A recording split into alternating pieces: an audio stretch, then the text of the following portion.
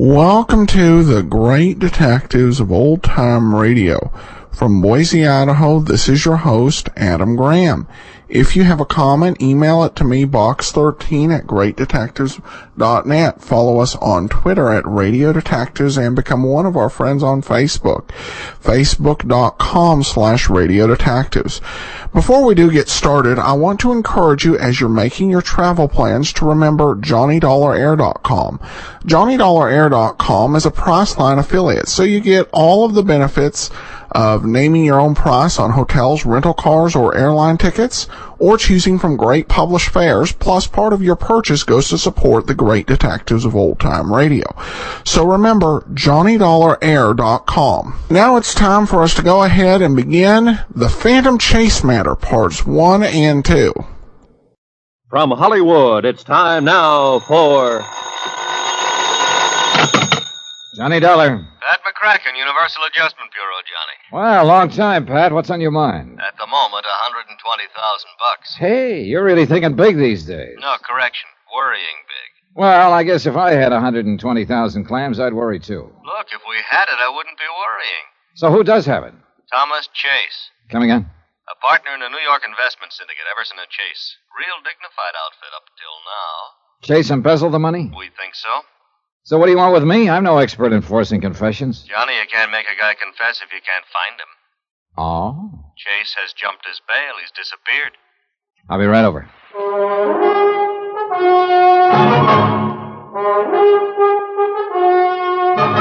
Tonight, and every weekday night, Bob Bailey in the transcribed adventures of the man with the action-packed expense account, America's fabulous freelance insurance investigator. Yours truly, Johnny Dollar.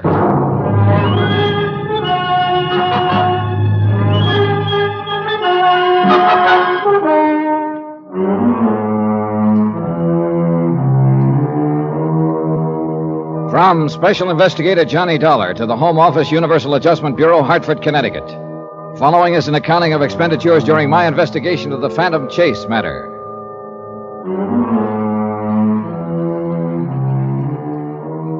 Expense account item 1, $1 even, taxi from my apartment to the offices of Universal Adjustment where Pat McCracken was waiting for me, with a worried look and a handful of papers. Well, how can you figure it, Johnny? An outfit like Everson and Chase goes along for years without a blemish on the record, and then Bluey, one of them, turns sour. Well, that's what makes horse races, I guess. Yeah, that's also what gives bonding companies headaches. Yeah. What's the background, Pat? No, it's all in here.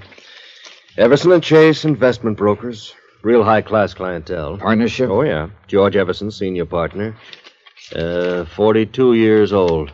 Pillar of society. Married? No, widower. Wife died 3-4 years ago. This Thomas Chase is the junior partner, then? Yeah. He's 38. He's a big fellow, clean cut. All-conference football player in college. You know, that sort of thing. Everything in his favor. Looks, personality, intelligence, ability. Why, Johnny, huh? Why a guy like that? Oh, you're asking the wrong fella. I've seen enough embezzlers, though, to know they come in all shapes and sizes. Yeah. What turns a man like that sour, anyway? Well, you know the stock reasons as well as I do, Pat. Gambling debts, a woman. Incidentally, is Chase married? Now, that's another thing I don't get. What do you mean? I know one of the stock reasons for embezzling is another woman. If that was Chase's motive, he's nuttier than a fruitcake. Why anyone who had a wife like Lola Chase would even look at another woman is beyond me. Like that, huh? Like that. Impresses me as a real fine woman. And has got the looks to go with it.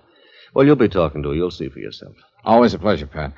Now, about the money that's missing, $120,000, you said. Yeah, more or less. Currency, checks, negotiable securities. Well, look, a deal like that didn't just take place overnight. It must have been going on for a long time. No doubt of it. How did Chase manage it? Well, Everson can fill you in on that better than I could. The senior partner? Yeah. Now, he's still not willing to go along with us that Chase is guilty. I think he's pretty concerned about the company name, which is understandable enough. Well, maybe he's got something. Yeah. Well, you better save yourself some time, Johnny. Meaning? Meaning you just answer me one question. All right, what is it? Would an innocent man jump bail? Expense item 2, $16.20, transportation and incidentals to New York to the office of Everson and Chase. George Everson was just as Pat McCracken had described him. Early 40s, a little gray at the temples, a healthy tan. The real solid citizen type.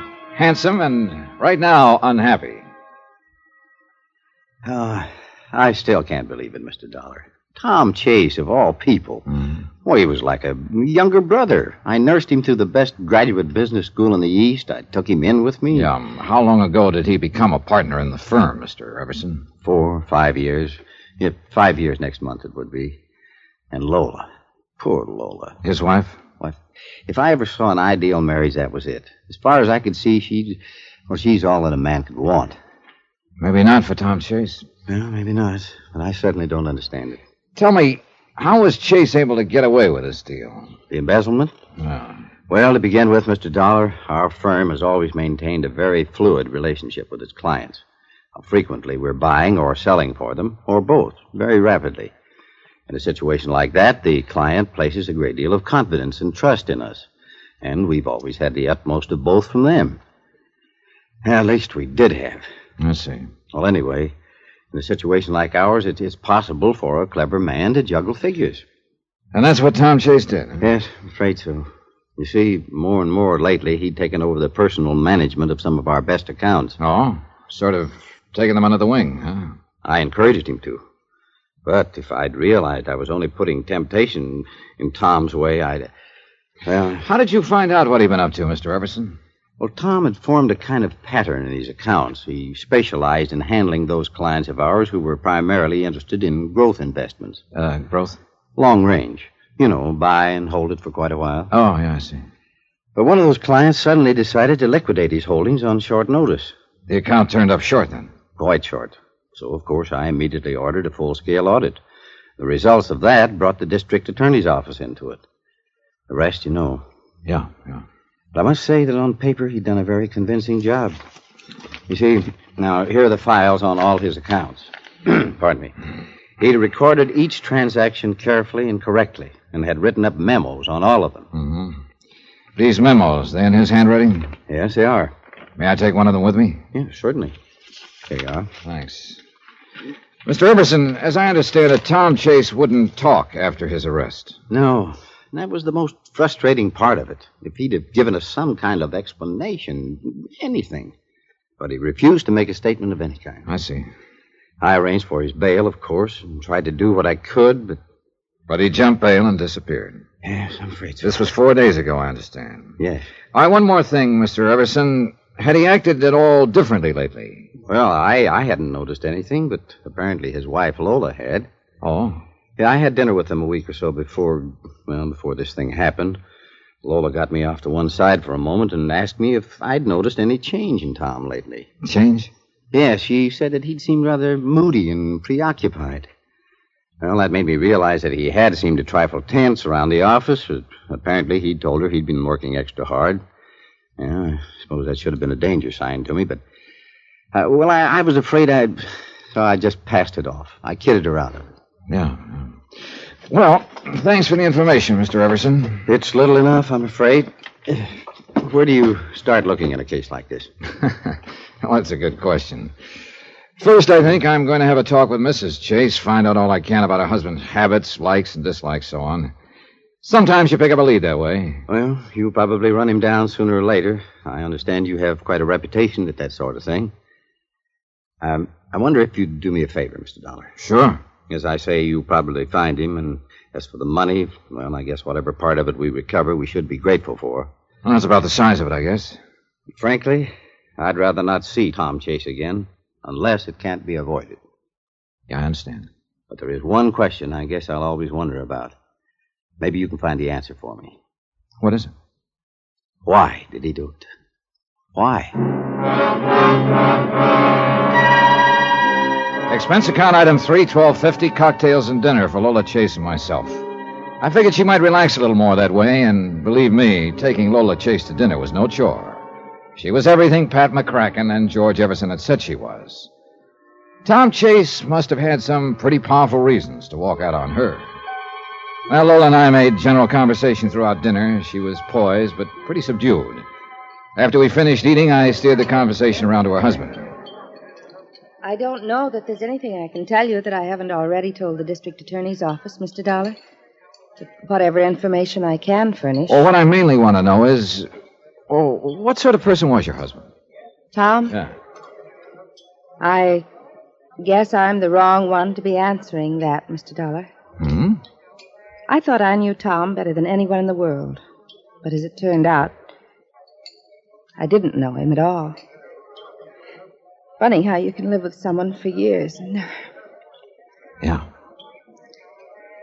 So when you ask me what sort of person he was, I guess I have to say I really don't know. Well, how about his hobbies, likes and dislikes, that sort of thing? Well, he liked to play golf. Uh-huh. He did some sailing. And he had quite a collection of records and an elaborate hi-fi set. Oh, what kind of records? Jazz, mostly. He used to play them by the hour. I must say he turned them up a little too loudly for me.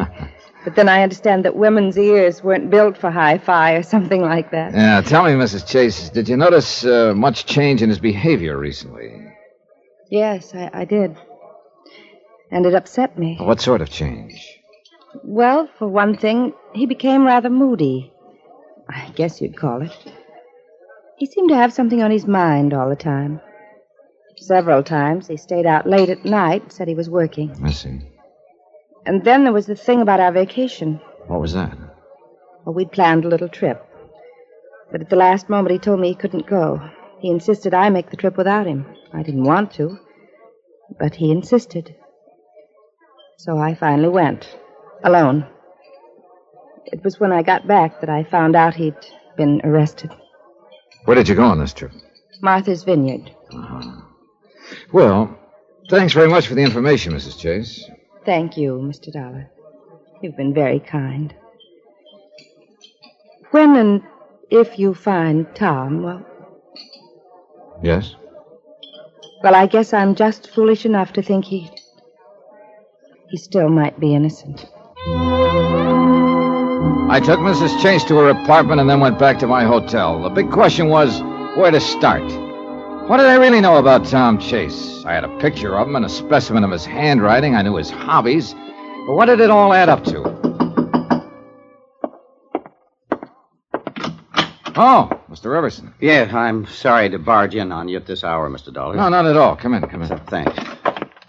Mr. Dollar, you probably think I'm crazy, and I know it's a very slim chance, but it is a chance. What are you talking about?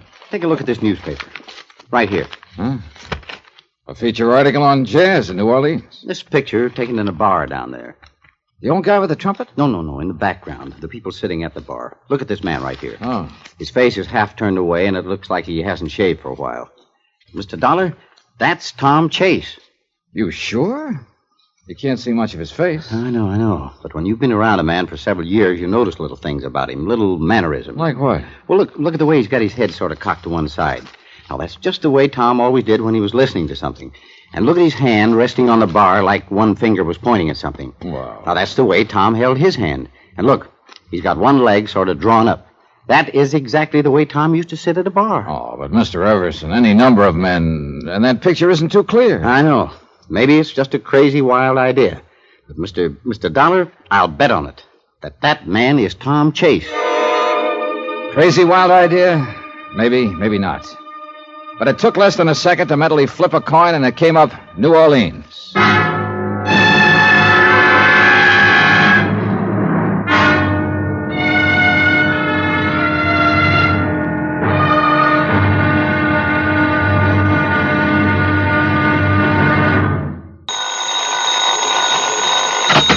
Johnny Dollar. George Everson, Mr. Dollar. Oh, yes, Mr. Everson. I've been thinking. I could have been wrong last night. You mean about the newspaper picture of the bar in New Orleans? Yes, that man in the background of the picture, the way he sits, the way he holds his hands and his head, it's so like Tom Chase. Yeah, that's what you told me last night. Yes, but this morning, well, things always look different in the morning. After all, we can't see very much of his face in the picture. It might be just a wild goose chase. Well, I've been on plenty of them, believe me. But I've been thinking, too, Mr. Everson. Tom Chase embezzled $120,000 from your firm. New Orleans would be as good a place for him to hide as any. Besides which, his wife told me he was very fond of jazz, and there's certainly plenty of that down there. And you really think it might be a possibility?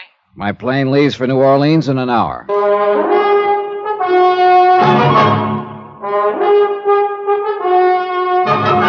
Tonight and every weekday night, Bob Bailey in the transcribed adventures of the man with the action-packed expense account, America's fabulous freelance insurance investigator. Yours truly, Johnny Dollar.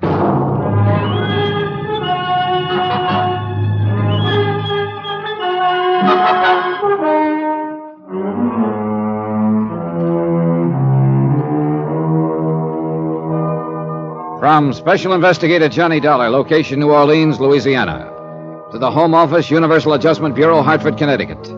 Assignment, the Phantom Chase matter. Expense account continued. Item 5350, cab fare to the airport. George Everson was waiting for me at the passenger ramp.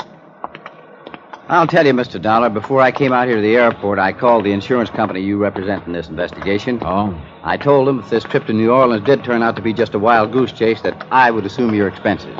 Oh, well, that's very considerate of you, Mr. Everson, but it isn't necessary. Now, an investigation's an investigation. My company's willing and anxious to exhaust all the possibilities. And from what you tell me, it's a good possibility that Tom Chase is hiding in New Orleans. Well, I hope so. Say, look, I've still got a minute or two before my plane loads. I want to make sure I've got all the facts straight. All right. Tom Chase was your junior partner. He began to specialize in those clients of yours who made long-term investments. Right. One of them decided to sell out suddenly, and you discovered there was a lot less in his account than there should have been. You ordered an audit and found that other accounts of Tom's had been juggled, too, to the tune of $120,000. Roughly. He was arrested but wouldn't talk. He got out on bail, then jumped his bail and disappeared. Yes? All right. His wife, Lola, says that for some time before that, he was moody and tense. Well, look, I didn't mention this to her, but I will tell you. Do you have any reason to think that Chase was interested in another woman? No reason at all. Good Lord, Mr. Dollar, with a wife like Lola, a man would be out of his mind to even think of anyone else. Well, I'm just mentioning a possibility, Mr. Everson. Yeah, I know, and I suppose that always is a possibility in embezzlement cases. But I certainly hope not in this one. The whole thing's been hard enough on Lola as it is. Yeah, did you tell her about the newspaper picture and that I'm going to New Orleans? No, I decided not to mention it to her for the present. I didn't want to get her hopes up. Although heaven knows she doesn't have much to hope for under the circumstances. Yeah. Oh, well, my plane's loading. Well, so long, Mr. Everson. Yes. Best of luck, Mr. Dollar. I'll be waiting for word from you. Don't count on much. Oh, people have hit the jackpot on the first nickel. I know. But oftener than not, they turn up 3 lemons instead. Expense item 6, $114. Transportation and incidentals to New Orleans. I checked in at a hotel and headed for the quarter. It hadn't changed much. Maybe a little more neon here and there. But the same streets, the same latticework, the same noises. Then, as I was walking along the sidewalk, something came hurtling down through the air at me. I jumped to one side. It was a basket at the end of a rope. A man from a little grocery store came out, put some food in the basket, and the lady in the upstairs window hauled it up again. No, the quarter hadn't changed much. It was after dark when I located Ace's Castle, the bar that had been shown in the New York newspaper. There weren't many people inside. A few couples scattered around, a single or two at the bar, the bartender. And over in one corner, a small band making slow, sad music. I went over to the bar. Evening, sir. Hi. Scotch and soda, please. Okay. A little slow tonight, huh? It's early. It'll pick up. Here you are. Thanks. This is the bar that was in the New York newspaper picture, isn't it? Yes, sir. This is the place. That must have been good for business, huh? Tourists. This isn't a tourist spot. What kind of a spot is it? People from around the street here come in, have a drink or two, nurse their own private troubles or forget them, and listen to Pops. Pops? Pops Harker, the old man over there with the trumpet. Oh. Hey, he plays like he means it. He does. Do you mind taking a look at this newspaper picture? So what about it? Well, this guy in the background sitting at the bar. Yeah? Know him? Not particularly. What do you mean, not particularly? A lot of guys come in here. Should I know all of them? All right, here. Here's a front view of the man I'm looking for. Recognize him? Afraid not, sir. Afraid I can't help you. Ever hear the name Tom Chase? Chase? Not that I remember. This man in the newspaper picture, is his name Tom Chase? Well, could be. I'm not sure. Well, if he's around the street somewhere, you'll probably run into him sooner or later. How do you figure? People on the street don't leave it much. Oh, world of its own, huh? I suppose. Sort of an upside-down world, but a world, I guess. Seems to be what they want. So you think if my friend Tom Chase is here on the street somewhere, he's liable to stay here? Most of them do. Then it looks like you're going to have a steady customer for a while.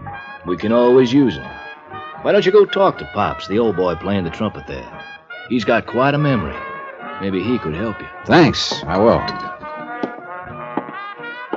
Pop was way off at Never Never Land. He looked as old as Africa. He wore dark glasses. And the horn he was blowing looked like he'd either found it or made it.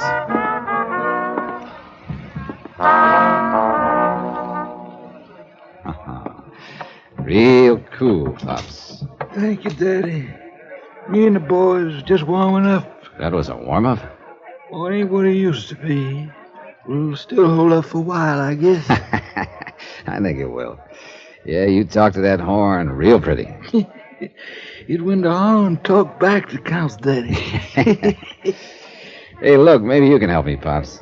You got troubles? In a way. I'm looking for somebody. Oh, lots of people got troubles, Daddy. No, that's not quite what I mean. It's a fellow named Tom Chase. Ever hear the name around here? Chase? Yes, there was a side man in Chicago once named Tom Chase. No. In the 20s it was. No, sorry, wrong Chase. The one I'm looking for is under 40. Only Tom Chase I remember was the old one. You been around here much? One you looking for? Maybe. What kind of voice he got? Oh, I don't know. Why? I remember voices. If I heard his, maybe I remember it. Well, look, I can do better than that, Pops. I got a picture of him right here. That don't do me no good. Why not? I'm blind, Daddy. Basin Street boys.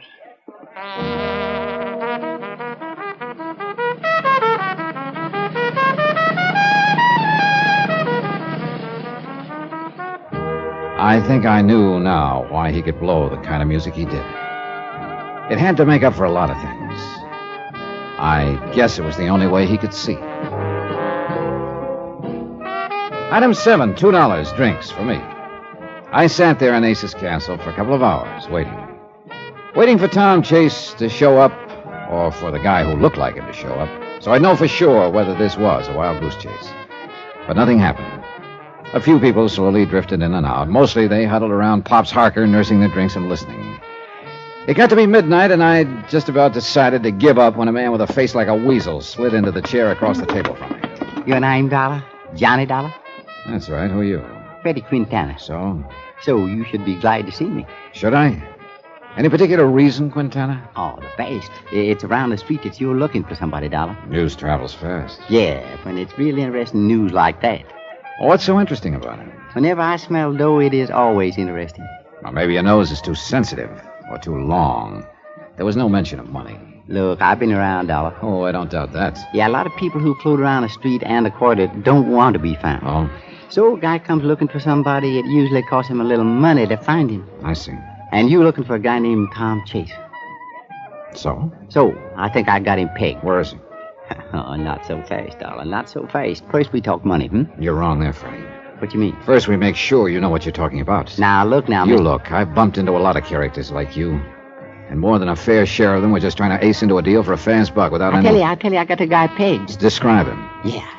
Tall, good build, probably a good-looking guy when he shaves, curly hair, brown eyes. How am I doing? Not bad, but I take a lot of convincing. Look, you looking for this guy, or you just want to talk about it? I just want proof. Okay? I'll get proof. Bring him here. That'll be proof enough. You kidding? It ain't that easy, and you know it. This guy don't want to be found. I know that the minute I spot him. He's going under the name of Tom James. Tom James? Yeah, ring a bell? Maybe. His full name is Thomas James Chase. He could be using the first two names as an alias. Sure. Yeah, it's a familiar pattern. Sure. Okay, Quintana, suppose you do give me some proof. What do you want? $500. Oh, that's a lot of money. I think you want Chase Hill. I'd have to get an okay from my company. You could arrange it. Maybe. And that brings us back to the question of proof again. I'll be back in an hour, Dollar, with proof.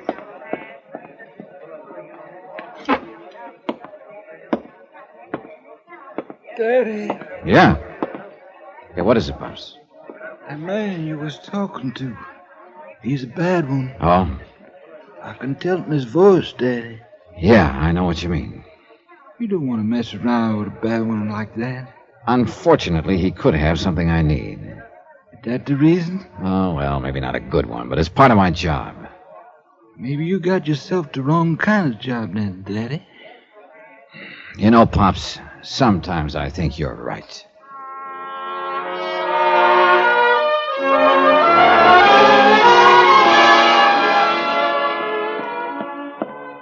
Hi, Dollar. Hello, Freddie. Right back on time. Yeah, with the goods, too. Yeah.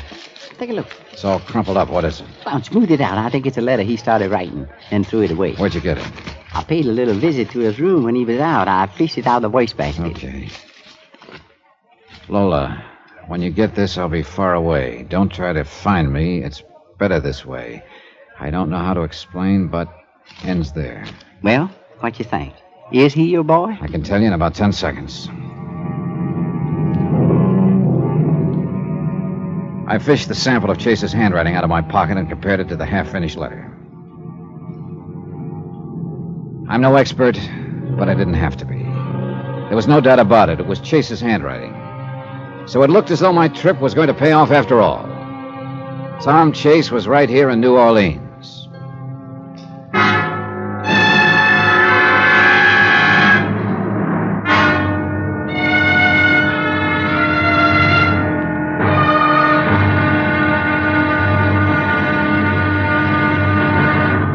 Now, here's our star to tell you about the next exciting episode of this story. There's a little game of chance called Dealer's Choice. Fine. Until the dealer gets dealt out the hard way. Join us, won't you? Yours truly, Johnny Dollar.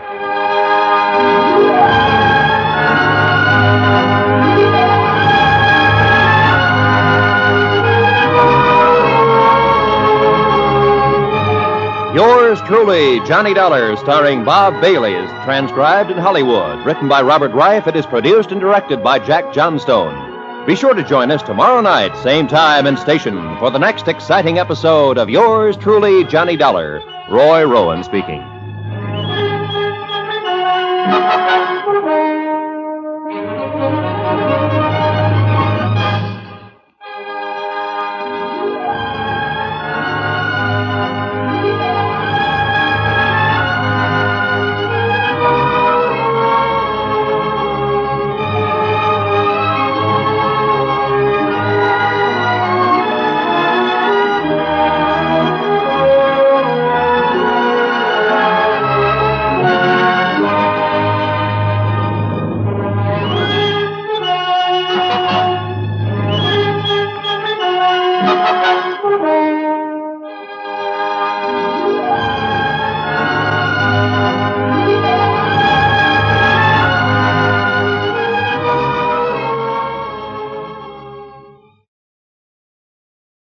Welcome back. I had kind of a head-slapping moment when Johnny asked the guy with the dark glasses, who was clearly the stereotypical blind jazz musician, offered to show him the picture. But I don't know, maybe folks listening to it may have missed it. It was also interesting that kind of the narration we get as we go into part 2, New Orleans hadn't changed much. Would kind of indicate that it's been a while since Johnny has been in New Orleans, but it hasn't relatively been that long. In fact, Johnny was in New Orleans, long-time listeners will remember, for the Valentine matter just about a year ago. At any rate, we're just at the beginning of this story, so we'll continue on Wednesday. Now, listener comments, and this comes from Stephen asking whether we would run Bulldog Drummond and Boston Blackie. We have Boston Blackie planned on deck as soon as we finish up with Nick Carter, which is still quite a ways away. We're probably about a year and a half or thereabouts away from finishing Nick Carter. The Bulldog Drummond, I'll have to admit, I listened to it, and truth be told, the show just seemed boring to me. So, we'll not end up playing Bulldog Drummond radio show. Doesn't mean that I wouldn't be open to doing some Bulldog Drummond video theaters. It's I've not quite got around to watching the Bulldog Drummond movies yet, but I will take a look at them and see if they might be good. But the audio of the show just really did not appeal to me. So, all right, well, that'll do it for today. As I said, Wednesday we continue on with the Phantom Chase matter, and be sure and join us tomorrow as we bring you the casebook of Gregory Hood. In the meantime, send your comments to box13@greatdetectives.net and follow us on Twitter or Radio Detectives. Become one of our friends on Facebook, facebook.com/Radio Detectives. From Boise, Idaho, this is your host, Adam Graham, signing off.